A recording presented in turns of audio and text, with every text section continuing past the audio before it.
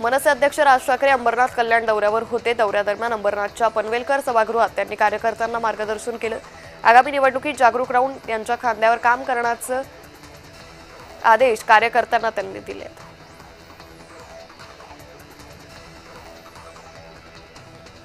ठाकरे गटाचे खासदार संजय राऊत यांनी आनंद दिघे यांच्याविषयी केलेल्या वक्तव्यावर मंत्री शंभूराज देसाई यांनी त्यांच्यावर जोरदार टीका केली।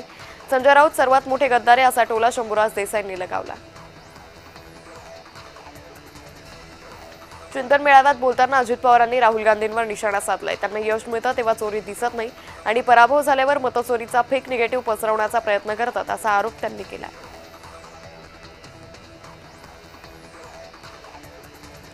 दसरा मेळाव्याच्या पार्श्वभूमीवर उपमुख्यमंत्री एकनाथ शिंदेंनी सर्व नेत्यांची बैठक बोलावली। यावेळी आमच्या मेळाव्याला मावळे असतील तर दुसरीकडच्या मेळाव्यात काँग्रेसच्या उष्टावळ्या उचलणारे कावळे येतील असा टोला अरुण सावंत यांनी लगावला।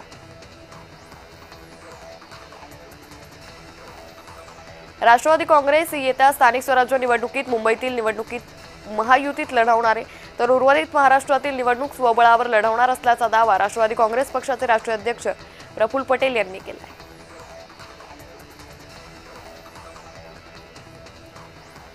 राष्ट्रवादीच्या नागपूरमधील चिंतन मेळाव्यात खासदार सुनेत्रा पवारांनी हजेरी लावली। आगामी निवडणुकीत एकनिष्ठ निवडून येणारे आणि महिला कार्यकर्त्यांना संधी मिळावी अशी मागणी करण्यात सुनेत्रा पवारांकडे कार्यकर्त्यांनी केली आहे।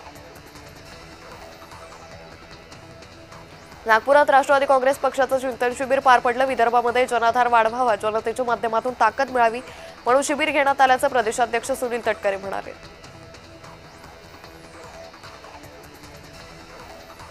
राज्यभर देवेंद्र फडणवीसांचे देवाभाऊ नावाचे छत्रपती शिवरायांना मानवंदना करणारे बॅनर झळकलेत। हेच बॅनर आता पदपथाच्या किनारी कचराकुंडीजवळही पाहायला मिळतात। यामुळे शिवरायांचा अपमान होत असल्याचा दावा करत ज्या ठेकेदारानं बॅनर लावले त्याच्या कानाखाली आवाज काढणार असा इशारा मनसेनं दिलाय। गेल्या काही दिवसांपासून पिंपरी चिंचवड शहरात मुख्यमंत्री फडणवीसांच्या लागलेल्या पोस्टरमधून वादंग उठलाय। त्यानंतर आता पालिकेने कारवाई करत वादग्रस्त पोस्टर हटवलेत। मुख्य रस्त्याच्या बाजूला फडणवीसांचे महाराजांना पदस्पर्श करतानाचे पोस्टर लावलेत। त्यावर काही सामाजिक कार्यकर्त्यांनी आक्षेप घेतलाय।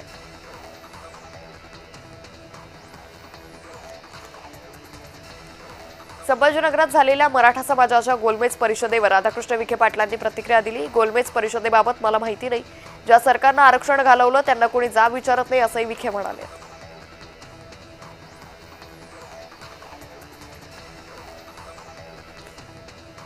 पडळकरांच्या वक्तव्याचा निषेध संतोष पवार यांनी आगळ्यावेगळ्या पद्धतीने केलाय। संतोष पवार हे एक श्वान पक्ष कार्यालयासमोर घेऊन आले होते। या श्वानाच्या गळ्यात आमदार गोपीचंद पडळकर यांचा फोटो लावण्यात आला होता। भाजपकडून गोपीचंद पडळकरांना भुंकण्यासाठी ठेवण्यात आले अशी प्रतिक्रिया संतोष पवार यांनी दिली। ठाण्यात पडळकरांच्या विरोधात पवार गटाचे कार्यकर्ते आक्रमक झाले। पडळकरांनी जयंत पाटलांवर केलेल्या टीकेचा पडळकरांनी प्रतिमा जाळून निषेध केलाय तर पडळकरांसोबत असलेल्या मुख्यमंत्र्यांचा फोटो या आंदोलकांनी जाळला।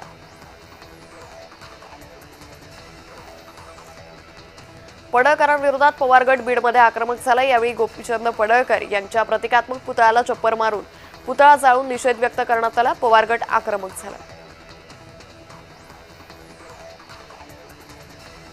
पडळकरांनी जयंत पाटील यांच्याबाबत वादग्रस्त विधान केले। त्यानंतर पवार गटाकडून कोथरूड परिसरात ठिकठिकाणी फलक लावत मुख्यमंत्री महोदय हीच का भाजपची आणि आरएसएसची शिकवण आणि संस्कृती असा सवाल उपस्थित केलाय। पडळकर यांनी पवार गटाचे आमदार जयंत पाटलांवर वादग्रस्त टीका केली। यावर रोहित पवारांनी पडळकरांवर निशाणा साधला। पडळकरांना कोणाचा तरी वरदहस्त असल्यामुळे त्यांचा अहंकार वाढलाय अशी टीकाही त्यांनी केली। जयंत पाटलांविरोधात वापरलेली भाषा ही फक्त एका व्यक्तीचा अपमान नसून संपूर्ण महाराष्ट्राच्या राजकीय संस्कृतीचा अपमान आहे। भाजप आमदार गोपीचंद पडळकरांच्या वक्तव्याचा काँग्रेस नेते यशोमती ठाकूर यांनी निषेध केला। सांगलीतील स्टेशन चौक परिसरात गोपीचंद पडळकरांच्या विरोधात जोरदार निदर्शनं करण्यात आली। गोपीचंद पडळकरांच्या पोस्टरला जोडे मारून जोरदार घोषणाबाजी केली तर आक्रमक झालेल्या महिलांनी पडळकरांचे पोस्टर पायाखाली तोडवून जोरदार निषेध केला।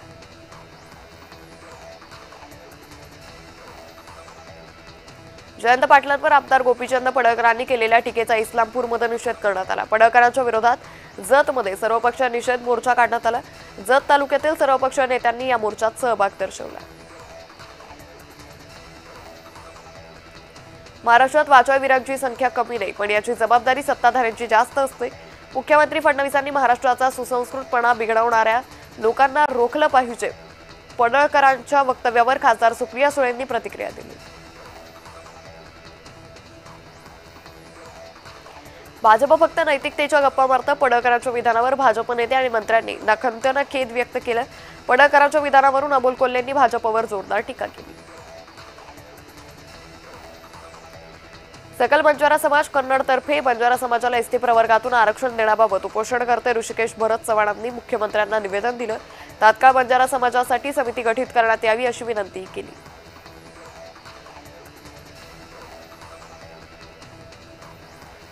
एसटी प्रवर्गातून आरक्षणाच्या मागणीसाठी हिंगोलीत बंजारा समाजातर्फे मोर्चा काढण्यात आला. हातात झेंडे घेऊन महापुरुषांच्या विचारधारेची घोषणाबाजी करत मोठ्या संख्येने बंजारा समाज बांधव जिल्हाधिकारी कार्यालयावर धडकले.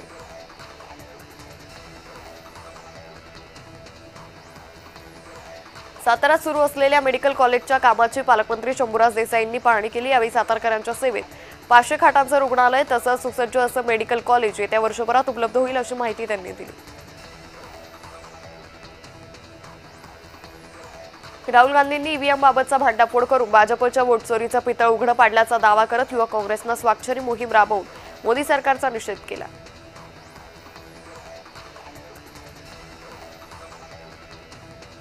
गोंदियात ओबीसी आरक्षणाच्या समर्थनार्थ काँग्रेस कमिटीनं धरणे आंदोलन केलं. राज्य शासनानं काढलेल्या मराठा आरक्षणाच्या जीआरचा काँग्रेस कमिटीनं निषेध नोंदवला. जोपर्यंत जीआर रद्द करणार नाही तोपर्यंत काँग्रेस गप्प बसणार नाही असा इशाराही त्यांनी दिला. सहाय्यक पोलीस आयुक्तांनी माजी खासदार इम्तियाज जलील यांना कोर्टात हजर करण्याची नोटीस पाठवली आहे. या नोटीसीवरून इम्तियाज जलील यांनी पोलिसांवर गंभीर आरोप केलाय. पालकमंत्री संजय शिरसाट यांच्या सांगण्यावरून पोलिसांनी अत्याचाराचा खोटा गुन्हा दाखल केल्याचा जलील यांनी आरोप केलाय. वोट चोरीचे बादशाह राहुल गांधी यांचा हायड्रोजन बॉम्ब म्हणजे विझलेला सुतळी बॉम्ब आहे, जो पेटत पण नाही आणि फुटत पण नाही. राहुल गांधींच्या वोट चोरीच्या आरोपांवर भाजप प्रवक्ते केशव उपाध्याय यांनी टीका केली.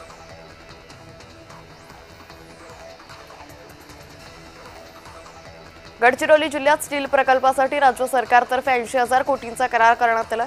मुख्यमंत्री फडणवीसांनी गडचिरोली जिल्ह्याला दत्तक घेतलेल्या नक्षलवादी जिल्हा नव्हे तर उद्योगनगरी म्हणून ओळखला जाईल अशी प्रतिक्रिया मंत्री उदय सामंतांनी दिली. बीड मतदारसंघातील अनेक भागात अतिवृष्टीमुळे शेतकऱ्यांचं अतोनात नुकसान झालंय. संदीप क्षीरसागर यांनी नुकसान झालेल्या भागाचं नुकसानीची पाहणी केली. यावेळी अतिवृष्टीने रस्ते वाहून गेल्यानं थेट ट्रॅक्टरमधून जात त्यांनी पाहणी केली.